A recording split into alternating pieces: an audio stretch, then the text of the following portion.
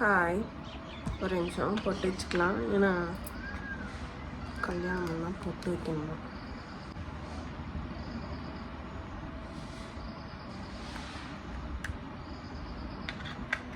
பொட்டு கூட போராட வேண்டியதை போயிடுச்சு.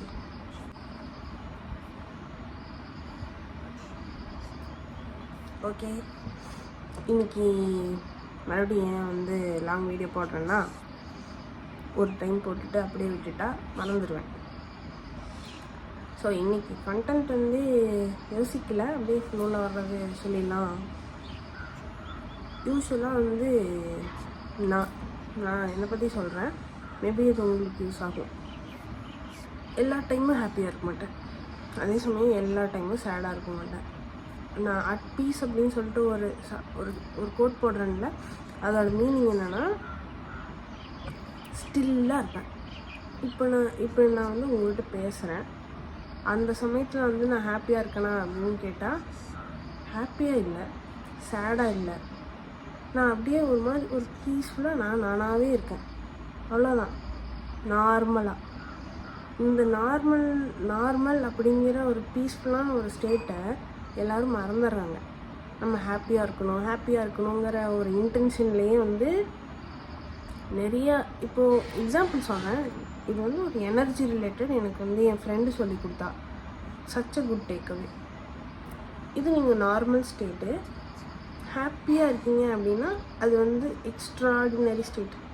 நான் பிஎஸ்சி ஃபிசிக்ஸாக, இது எங்களுக்கு ஒரு எனர்ஜி லெவல் அப்படிங்கிற ஒரு சார்ட் இருக்குது. ஹாப்பிங்கிறது இந்த ஸ்டேட்டு, சேடுங்கிறது இந்த ஸ்டேட்டு கீழே போயிடும். நீங்கள் எப்பெல்லாம் ரைஸ் ஆகுறீங்களோ அப்போல்லாம் அந்த பீக்குக்கு ஒரு சேட்னஸ் தான் போகும். ஆனால் அது இல்லாமே தடுத்துக்கலாம். எப்படி நான் சொல்கிறேன், நான் ஃபாலோ பண்ணுறத சொல்கிறேன். இப்போ நம்ம ஹாப்பியாக இருக்கோம்னு வச்சுக்கோங்களேன், நம்ம எனர்ஜி அப்படின்னா நம்ம ஃபுட் இன்டேக், நம்மளோட ஸ்லீப்பு இது ப்ராப்பராக இருக்கும்போது நீங்கள் ஹாப்பியாக ஃபீல் பண்ணுறதுக்கான சான்ஸ் நிறைய இருக்குது. அப்போ என்ன ஆகும்னா, உங்கள் ஃபுட் அண்ட் எனர்ஜி, அதாவது ஃபுட்டு சாப்பிட்டா எனர்ஜியாக கன்வெர்ட் ஆகிருமா, ஸ்லீப் நல்ல ஒரு ரெஸ்ட்டாக கன்வெர்ட் ஆகிருமா. என்னைக்கு நீங்கள் டயர்டாக ஃபீல் ஆகுறீங்களோ அதோடு சேர்த்து எப்போ உங்களுக்கு பசிக்குதோ அப்போ நீங்கள் எல்லா சேட்னஸும் உங்களுக்கு வெளியே வர ஆரம்பிக்கும். ப்ரைமாக எப்போனா நைட்டு ஒரு மத்தியானம் சாப்பாடு ஸ்கிப் பண்ணுறவங்க இருந்தாங்க அப்படின்னா, அவங்க வீட்டில் ஃபோன் ஸ்க்ரோல் பண்ணுற அந்த ஐடியாவில் இருக்கீங்க. வீட்டில் தான் இருக்கேன், ஃபோன் ஸ்க்ரோல் பண்ணுவேன் அதிகமாக அப்படிங்கும்போது ஒரு 2 o'clock to 5 o'clock அந்த மாதிரி தான் இருக்கும். அப்போ எந்திரிச்சு ஒரு பிரிஸ்க்கு ஒரு வாக்கிங்கும் கொஞ்சம் சாப்பிட்டீங்க அப்படின்னா அந்த சேட்னஸ்க்கு போகாது. யூஸ்வலாக இன்ஸ்டாகிராம் பார்த்தாலும் டிப்ரெஸிங்காக இருக்கும். எனக்கு அப்படி தான் இருந்துச்சு. ஒரு திருச்செந்தூர் போயிட்டு வரப்போ 2 நாள் இன்ஸ்டாகிராம் இன்ஸ்டால் பண்ணி வச்சுருந்தேன். அம்மா இன்ஃபர்மேஷன், அதெல்லாம் நினைக்க முடியாத இன்ஃபர்மேஷன் அது ரொம்ப ஃப்யூச்சரிஸ்டிக்கான இன்ஃபர்மேஷன் இப்போவே இருக்குது இன்ஸ்டாகிராமில். ஆனால் அந்த இன்ஃபர்மேஷனை ஃபுல்லாக வாங்கி எனக்கு என்ன ஃபீல் ஆகிடுச்சுன்னா, நம்ம ரொம்ப பின்னாடி இருக்குமோ லைஃப்பில் அப்படின்னு தோண ஆரம்பிச்சிருச்சு. But in fact in reality life is life. நான் ஃபீல் பண்ணுறது என்னென்னா, நீங்களும் சரி நானும் சரி இந்த டைமிங்கில் இப்படி ஒரு லைஃப் லீட் பண்ணுறோம் அப்படிங்கிற ஒரு டைரெக்ஷனில் ஏற்கனவே போயிட்டுருக்கோம். அது இப்படி போயிருக்கலாமா அப்படி போயிருக்கலாமா அப்படின்னு சொல்லிட்டு ஒரு அசம்ஷன் கொடுக்கறது அதுக்கு அடிக்ட் ஆகிறது நம்மளோட தப்பு. இன்ஸ்டாகிராம் யூஸ் பண்ண வேண்டாம்னு சொல்லலை, நான் இன்ஸ்டாகிராம்னால இப்படி ஒரு இஷ்யூ நான் ஃபேஸ் பண்ணேன் அப்படின்னு சொல்கிறேன். இது ஒன்று. ஸோ ஹாப்பியான ஸ்டேட்டில் இருக்கும்போது அதை என்ஜாய் பண்ணிக்கோங்க. சேடான ஸ்டேட் வர்றப்போ ஃபஸ்ட்டு செக்காக சாப்பிட்டோமான்னு செக் பண்ணுங்கள், நம்மளுக்கு பசிக்குதான்னு செக் பண்ணுங்கள், அப்புறம் நல்லா தூங்கியிருக்கோமா அப்படின்னு செக் பண்ணுங்கள். யூஸ்வலாக 11 மணி வரைக்கும், நைட் 11 மணி வரைக்கும் ஸ்க்ரால் பண்ணிட்டு மத்தியானம் வரைக்கும் தூங்குறவங்க நிறைய பேர் இருப்பாங்க. ஆனால் நம்மளோட நேச்சுரல் சைக்கிள் நைட்டு ஒரு 8க்கு மேலே தூங்கிட்டு காலையில் ஒரு 6-7க்குள்ளே எழுந்திரிக்கிறது தான் பழக்கம். இது நம்மளோட கட்லேருந்து எல்லா இஷ்யூஸையும் இந்த நைட் டைமில் நம்மளோட பாடியை க்யூர் பண்ணிக்கும். நான் ரொம்ப ஹீலிங் பற்றி பேசுகிறேன்னு நினைக்கிறேன்.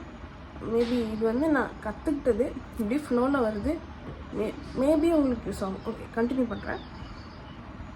எங்கள்கிட்ட கட் ஹெல்த் அப்படிங்கிறது இன்னொன்று ரொம்ப இம்பார்ட்டண்ட். நல்லா தூங்கணும். அதுவும் டைமிங் மாறாமல் தூங்கிட்டோம்னா நம்மளுக்கு வந்து யூஸ்வலாக மைண்டு வந்து ஃப்ரெஷ்ஷாகவே இருக்கும். நான் எப்போவுமே வந்து பீஸ்ஃபுல்லாகவே தான் இருக்க மாதிரி உங்களுக்கு தெரியுது. But I experience all those emotions. ஆனால் அந்த எமோஷன்ஸ் வர்றப்ப ஓகே, நம்ம ஹாப்பியாக இருக்கோம், நம்ம எனர்ஜி லெவல் நல்லாயிருக்கு. நம்ம சேடாக இருக்கோம், நம்ம எனர்ஜி லெவல் நான் ரொம்ப கோவப்பட்டேன் ஒரு 2 நாள் முன்னாடி. காரணம் என்னென்னா பசிச்சிருச்சு. அப்போ அதெல்லாம் என்ன ரீசன்ஸாக இருக்கும் அப்படின்னா, நம்ம கட் ஹெல்த் வந்து நல்லா இல்லை அப்படின்னு அர்த்தம். கட் ஹெல்த்னால் ஃபாஸ்ட் ஃபுட் நிறைய சாப்பிட்றது,